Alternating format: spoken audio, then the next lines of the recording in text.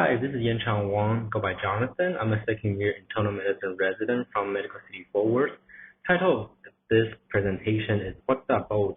A rare case of extramedullary plasmacytoma. Plasmacytomas are rare hematologic malignancy that usually arise in solitary tumors formed by proliferation of a single clone of plasma cells.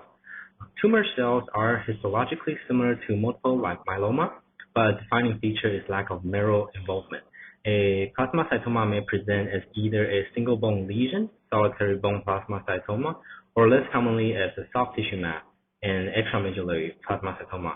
Here we present a case of an extramedullary plasmacytoma in a patient with a prior history of a solitary bone plasmacytoma.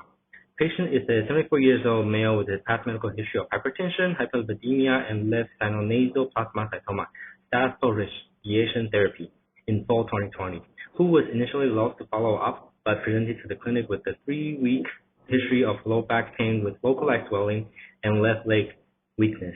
MRI imaging revealed a large mass within the left paraspinal musculature with osseous destruction of the left L2 to L4 transverse processes. Biopsy revealed a proliferation of atypical plasma cells. Patient then presented to the ED a few days after the biopsy due to worsening intractable back pain. With the location of the tumor and focal muscle weakness, surgical oncology and neurosurgery were both consulted for evaluation.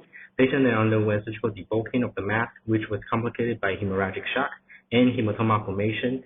Once stabilized, the patient was discharged with a plan for outpatient radiation therapy.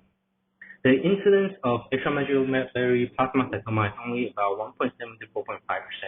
It's unclear why some individuals are predisposed to developing a plasmacytoma versus a multiple myeloma.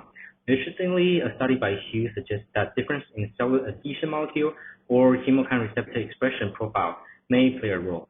Solitary bone plasmacytoma and extramedullary plasmacytoma are distinguished from multiple myeloma by lack of the following criteria: anemia, hypercalcemia, renal insufficiency, or later bone lesion attributable to multiple myeloma.